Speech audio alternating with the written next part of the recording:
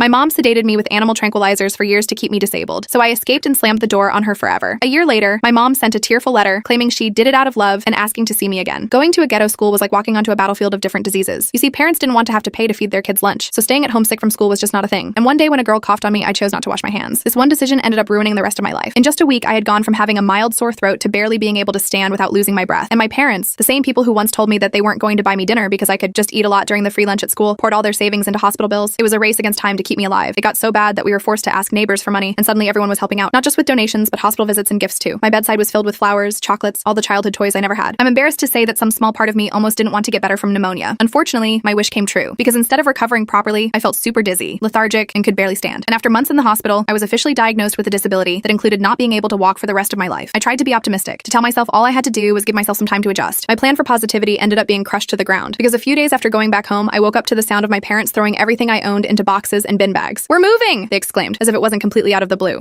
What? We don't want to hear it, Zoe. We deserve a fresh start after all the shat you put us through. Their sudden tone change was so abrupt, it completely caught me off guard. I felt too scared to say anything else, so I just nodded my head. In just a few days, I found myself sitting in a wheelchair in the back of my parents' van, driving all the way from our home in LA to Salt Lake City. I didn't even know how I was going to attend school or what my life would look like as a disabled. Turns out my parents had already made those decisions for me. With all the donations from my illness, they were able to send me to a private high school. In my first month, everyone was gushing over me in the wheelchair, calling me brave and inspiration, because apparently my parents had informed the entire school of what had happened. At first, the attention was cool, sort of made me feel like a badass. But after the first 3 days, I got sick of telling the story of what had happened. I just wanted to go back to being invisible, a recluse. "Mom, things are really hard right now." I tried to confide in her later that day with tears in my eyes. "Hard? You don't even know what hard is. Me and your father have given up everything for you." She was screaming so hard I thought her vein in her forehead was going to explode. So I wheeled myself to my bedroom and cried my eyes out. Part of me just wanted everything to go away, but mostly I just felt guilty. So from there, I hid everything behind fake smiles and pretend laughter, as if my entire life hadn't been flipped upside down. When my mom gave me my medication in the morning, I'd tell her how grateful I was for everything that had happened, how I wouldn't have it any other way. Whenever they posted me on Facebook, I would insist on changing into a yellow t-shirt so I'd look brighter. I just wanted to be the daughter they'd always wanted instead of a burden. And for a while, it worked. I watched as my dad hugged my mom a little tighter. My mom kissed my dad a little longer. It was like all my happiness had been traded in for theirs. So one morning when my parents weren't home and the medication accidentally fell out of my pocket and into the toilet bowl, the last thing I wanted to do was tell them. That's how I spent my morning wheeling myself to the pharmacy to get a medication refill, except my sob story didn't work on her. She just looked extremely confused. "Honey, this medication is acepromazine, a tranquilizer used to sedate animals, mostly dogs or horses. It would never be prescribed to treat any kind of human disability." I felt sick to my stomach.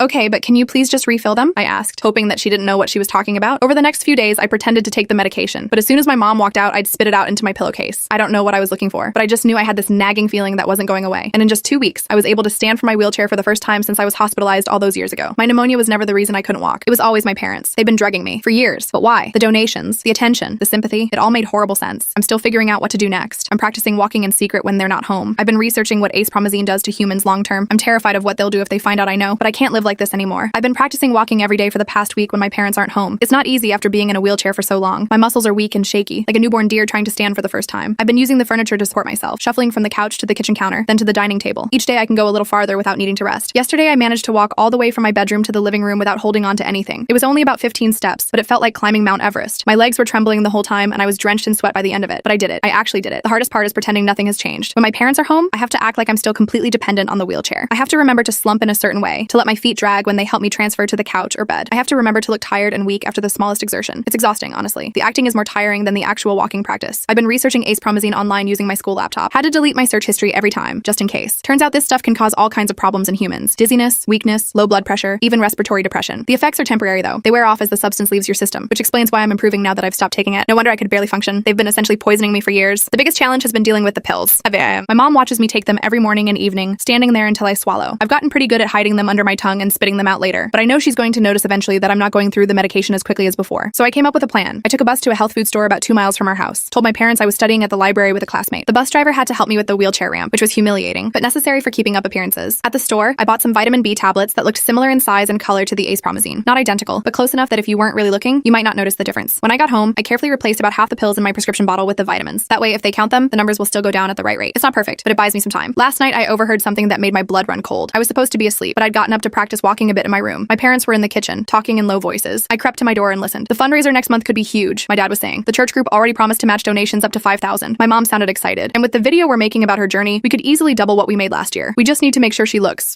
sympathetic enough, my dad replied. People respond better when they can see the struggle. Don't worry, my mom said. I'll make sure she takes her medication. She's been a little more alert lately. I might need to adjust the dosage. I had to clamp my hand over my mouth to keep from gasping. They were planning to parade me around like some kind of circus attraction again. And my mom had noticed I was more alert, which meant she was thinking about increasing the substances. I felt felt sick to my stomach. I crawled back to bed, my mind racing. I needed help, but who could I trust? Most of my old friends from LA were long gone. The kids at my new school only knew the version of me my parents had created. The teachers all thought my parents were saints for taking such good care of their disabled daughter. Then I remembered my Aunt Sharon, my mom's sister. She lived in Denver, about an 8-hour drive away. We weren't super close, but she'd always been kind to me. She sent birthday cards with actual cash in them, not just the empty, hope you have a great day kind. And she'd visited me in the hospital a few times when I was sick, even though it was a long drive from Denver to LA. We'd had a few meaningful conversations during those visits, and she'd always treated me like a real person, not just a sick kid. The next day, I waited until both my parents left for work. My dad had recently gotten a job at an insurance company, and my mom was working part-time at a boutique downtown. As soon as they were gone, I got out of my wheelchair and practiced walking around the house some more. Then I found my mom's address book and looked up Aunt Sharon's number. My hands were shaking as I dialed. What if she didn't believe me? What if she called my parents? What if, hello? Her voice sounded exactly the same. Aunt Sharon? It's Zoe. Zoe, what a surprise. How are you, sweetie? I took a deep breath. Not good. I need help. I can't explain everything over the phone, but my parents have been drugging me, making me think I can't walk when I can. They've been using me to get money from people. There was a long silence. I thought maybe she'd hung up. Aunt Sharon? I'm here, she said quietly. I always wondered. Some things just didn't add up. Your sudden disability after the pneumonia, the constant fundraisers, the way they moved you away from everyone who knew you before. Tears sprang to my eyes. She believed me. Someone actually believed me. What can I do? She asked. We talked for almost an hour. She wanted to call the police right away, but I convinced her that would be dangerous. My parents would just deny everything, and I had no proof yet. We needed evidence. She promised to help me figure out a plan and to come visit as soon as she could without raising suspicion. After I hung up, I felt lighter than I had in years. I wasn't alone anymore, but my relief was short-lived. That afternoon, my mom came home early and found footprints on the bathroom floor. Footprints I'd accidentally left after stepping out of the shower with wet feet. I'd been so careful up until then, always wiping away any evidence of my walking. What are these? She demanded, pointing at the floor. I felt the blood drain from my face. What? These footprints, Zoe. Explain them. My mind raced. Oh,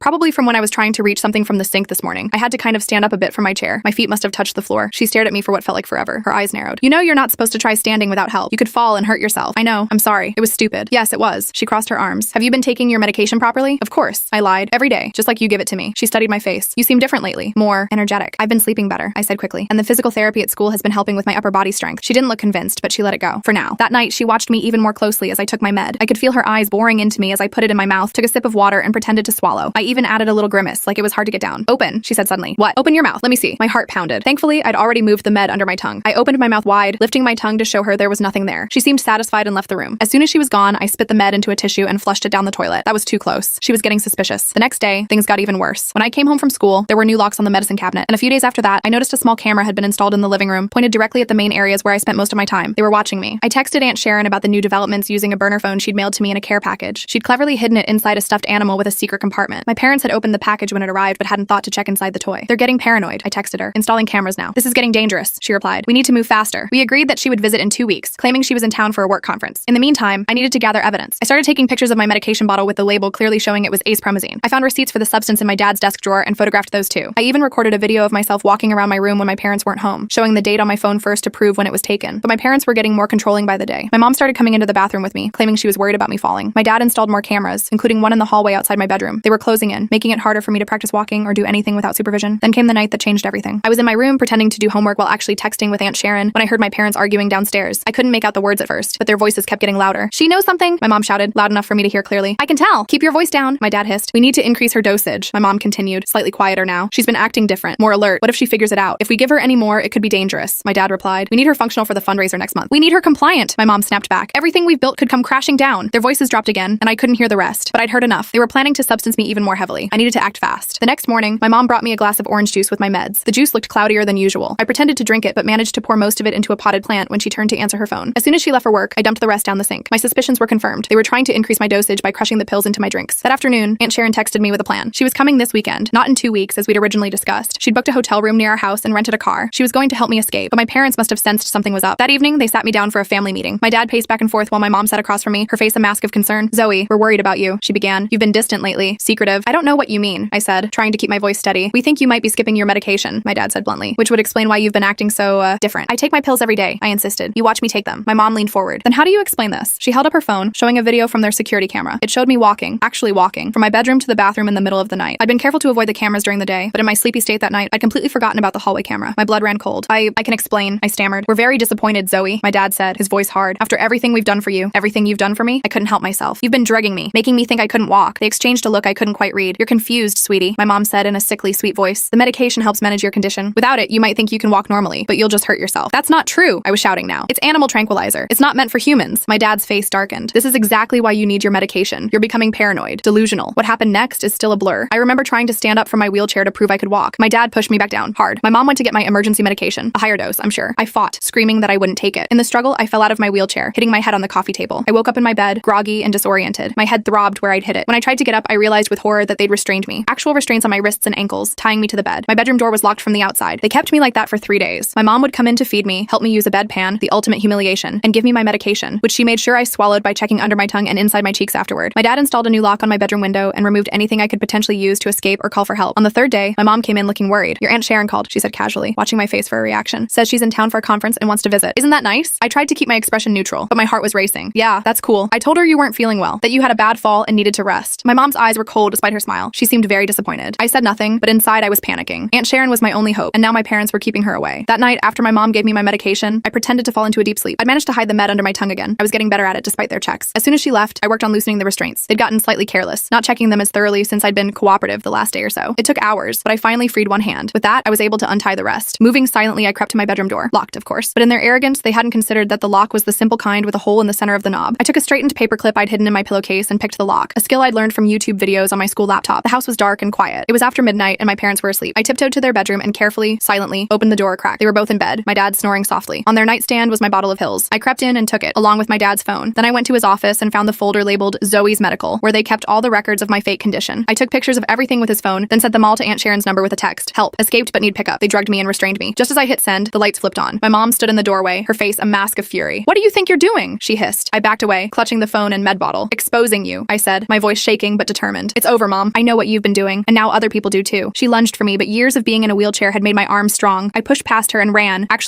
down the hallway toward the front door. My legs were wobbly, but they worked. Behind me, I heard her screaming for my dad. I made it outside just as headlights turned onto our street. Aunt Sharon's rental car pulled up and she jumped out, her face pale with worry. "Zoe!" Oh my God. I ran to her, falling into her arms as my parents burst out the front door. "She's having an episode!" My mom shouted for the neighbors to hear. "She needs her medication." But Aunt Sharon stood her ground. "I've called the police," she said loudly. "They're on their way, and I have evidence of what you've been doing to her." My dad's face went white when he realized I was holding his phone. He must have seen the sent messages. The next hour was chaos. Police cars, questions, my parents trying to convince everyone I was mentally unstable, but the evidence was overwhelming. The animal tranquilizers prescribed to a pet they didn't have, the restraints on my bed, the videos I'd taken of myself walking, the financial records showing all the donations they'd collected for my condition. They were arrested that night. I went home with Aunt Sharon to her hotel, both of us too wired to sleep. We sat up talking until dawn, trying to process everything that had happened. "I always thought something was off," she told me, her eyes sad. "The way your mom described your condition never made medical sense to me, but I never imagined they'd go this far. Why didn't you say anything?" I asked. She sighed. "I tried, once or twice. Your mom shut me down completely, said I was jealous of the attention she was getting as the mother of a disabled child. After that, she limited my contact with you. I figured the best thing I could do was stay in your life, even if it was just birthday cards and occasional visits." I nodded, understanding. My parents had isolated me from anyone who might question their story. The next few weeks were a whirlwind. Medical examinations confirmed I had no actual disability, just muscle weakness from years of disuse and the temporary effects of the tranquilizers. Physical therapy helped me regain strength quickly. The police investigation uncovered even more than we'd realized. My parents had collected over $200,000 in donations over the years, all based on lies about my condition. They were charged with child abuse, fraud, unlawful imprisonment, and several other crimes I can't even remember. The trial is still pending, but their lawyer has already approached us about a plea deal. They're facing serious prison time either way. Aunt Sharon applied for emergency guardianship, which was granted immediately. I moved to Denver with her, enrolled in a new school, and started the long process of rebuilding my life. The hardest part hasn't been the physical recovery. It's been dealing with the psychological impact of what they did to me. I have trust issues, obviously, and nightmares. Lots of nightmares. But I'm walking now, every day getting stronger. Sometimes I still reach for a wheelchair that isn't there, a phantom limb of a different sort. Old habits die hard, I guess. The weirdest part about all of this is how quickly I've had to adjust to my new normal. It's been 3 months since I moved in with Aunt Sharon in Denver. Her apartment isn't huge, but it has these big windows that let in tons of light, completely different from the cave-like house my parents kept me in. She cleared out her home office to make a bedroom for me, even painted it this cool teal color I picked out. Physical therapy has been kicking my A's, not gonna lie. My therapist, Kevin, is this super enthusiastic guy who keeps pushing me to do just 5 more of whatever torture exercise he's assigned. My legs are getting stronger though. I can walk about half a mile now without needing to rest, which doesn't sound like much, but it's a huge improvement. Kevin says my progress is remarkable, considering how long I was in that wheelchair. The first few weeks at my new school were awkward as hell. Being the new girl is hard enough, but being the new girl with the crazy parents who drugged her is a whole other level. News travels fast, especially when your case makes the local Denver papers. I overheard some kids whispering about me in the hallway on my second day. One of them actually asked if I was that wheelchair girl right to my face. I just said not anymore and walked away. Probably could have come up with something wittier, but whatever. Aunt Sharon suggested I join some clubs to meet people, so I signed up for the school newspaper. Turns out I'm pretty good at writing. Maybe because I spent so many years observing everyone else while being stuck in that chair. The newspaper advisor, Ms. Patel, says I have a unique perspective. I'm working on an article about accessibility issues in public spaces. Ironic, right? Last week I had to testify at a preliminary hearing for my parents' case. That was brutal. I had to sit in this small room with just the prosecutor, a court reporter, and my parents' lawyers. Aunt Sharon waited outside. The lawyers tried to trip me up, suggesting maybe I was confused about the medication, or that perhaps my parents were just doing what they thought was best. I didn't break though. I just kept telling the truth over and over. The prosecutor, this badass lady named Christine, told me afterward that I did great. My parents are still in jail waiting for trial. They couldn't make bail because all their assets were frozen as part of the fraud investigation. I haven't seen them since that night they were arrested. Part of me wants to face them, to ask them why they did this to me. Another part never wants to see them again. My therapist, yeah, I have one of those too now, says both feelings are normal and I don't have to decide anything right now. The hardest thing to deal with has been the nightmares. I keep dreaming that I'm back in that house, tied to my bed, and my mom is coming at me with a syringe full of that that tranquilizer. In the dream, I try to scream, but nothing comes out. I usually wake up drenched in sweat. Aunt Sharon got me this weighted blanket that helps a little. She never complains when I wake her up at 3 a.m., even though she has to be up early for work. Speaking of Aunt Sharon, she's been amazing through all of this. Turns out she always had suspicions about my parents, but could never prove anything. She told me she used to be close with my mom when they were younger, but they drifted apart after my mom met my dad. Apparently, he was always kind of controlling and manipulative. Sharon says my mom changed after they got together, became more secretive and obsessed with money. Still doesn't excuse what they did to me, though. The police investigation uncovered even more than we initially thought. My parents had been planning this for years, even before I got pneumonia. They had researched rare neurological disorders, joined parent support groups for children with disabilities, and even consulted with a lawyer about setting up a special needs trust, all before I supposedly became disabled. The pneumonia was just a convenient opportunity to put their plan into action. They found journals my mom kept detailing how much money they made from each fundraiser, how they spent it, and plans for future medical crises they could exploit for more donations. There were even notes about which photos of me generated the most sympathy online. It makes me sick thinking about how calculated it all was. Last month, the prosecutor offered them a plea deal. My dad took it immediately. 15 years for child abuse, fraud, and false imprisonment. My mom initially refused, insisting she was just doing what was necessary for our family. But when her lawyer showed her all the evidence they had, including those journals, she changed her tune. She ended up taking a slightly worse deal, 18 years. The judge still has to approve everything, but Christine says it's pretty much a done deal. I've been trying to rebuild my life piece by piece. Got my own phone now, with no parental tracking apps or monitoring software. Aunt Sharon helped me open my own bank account too. The court froze most of my parents' assets, but there was some money in an account they had set up in my name for college. The judge ruled that I get to keep that at least. It's not a ton, but it's something. Social media has been weird. Some random people from my old school in Salt Lake City found me online and sent messages saying they always thought something seemed off about my situation. Easy to say that now, I guess. A few reporters tried to contact me for interviews, but Aunt Sharon shut that down fast. She's super protective, but in a good way, not in a controlling way like my parents. The physical recovery has been the easiest part, honestly. My body bounced back pretty quickly once I stopped taking those tranquilizers. The doctor said I was lucky there wasn't any permanent damage to my organs. Apparently, long-term use of ace-promazine in humans can cause liver problems and other serious issues. I had some elevated liver enzymes at first, but they've normalized now. The psychological stuff is trickier. I still have moments where I reach for a wheelchair that isn't there. Sometimes I catch myself asking for permission to do basic things like use the bathroom or get a snack from the kitchen. Old habits die hard, I guess. My therapist, Catherine, says that's normal after what I've been through. She calls it institutional behavior, like I was living in a prison for years, which I basically was. The weirdest thing happened last week. I got a letter from my mom. Aunt Sharon almost didn't give it to me, but Catherine said it might be good for me to read it, as long as I felt ready. In the letter, my mom tried to explain herself, saying they were desperate after my hospital bills from the pneumonia and saw an opportunity to give me a better life. She claimed they always planned to stop the medication eventually, once they had saved enough money. She said she loved me and hoped I could forgive her someday. I read it once, then tore it up and threw it away. Maybe someday I'll want to hear her excuses, but not now. Right now, I'm focused on moving forward. Yesterday, I went for a run, an actual run, just around the block, and I was wheezing like an asthmatic pug by the end of it, but still. Kevin was super proud when I told him at PT. He's adjusted my exercise regimen to include more cardio now. My goal is to run a 5K by the end of the year. Seems doable. I've made a few friends at school. This girl, Lauren from the newspaper, invited me to sit with her group at lunch. They're all journalism nerds who want to change the world through the power of the written word. It's a little cheesy, but I kind of love it. They don't treat me like I'm fragile or damaged, which is refreshing. Aunt Sharon and I have started a Friday night tradition of trying a new restaurant every week. Denver has way better food options than Salt Lake City did, or at least the parts of it I was allowed to see. Last week we had Ethiopian food for the first time. I had no idea what I was doing with that spongy bread thing, but it was delicious. The court case is still ongoing, but my part in it is mostly done. There will be a sentencing hearing eventually where I can make a victim impact statement if I want to. Catherine is helping me write it, though I'm not sure if I'll actually deliver it in person. The thought of facing my parents in court makes my stomach twist into knots. Some days are harder than others. I still get angry, like punch a wall angry, when I think about all the years they stole from me, all the normal teenage experiences I missed, first dates, school dances, just hanging out with friends without being the inspirational wheelchair girl. I'm trying to catch up on all that now, but it's not the same. Last night I had a dream that wasn't a nightmare for once. I was running through a field, just running because I could. The sun was warm on my face and the grass was soft under my feet. I woke up smiling instead of screaming, which felt like progress. I'm starting to think about the future now. College, maybe. I've been researching journalism programs. Turns out I really do love writing. Aunt Sharon says I can stay with her as long as I want, even after I turn 18 next year. It's nice having options, making my own choices. Sometimes I catch myself looking over my shoulder, half expecting to see my parents watching me, ready to force me back into that wheelchair. Catherine says those feelings will fade with time. I hope she's right. For now, I'm taking it one day at a time, learning to trust people again, learning to trust myself, walking on my own 2 feet, literally and figuratively. It's not easy, but nothing worth doing ever is, right? Yesterday I walked 2 miles without stopping. Today I'm aiming for 2.5. Small steps forward, but they're my steps, and no one can take them away from me again.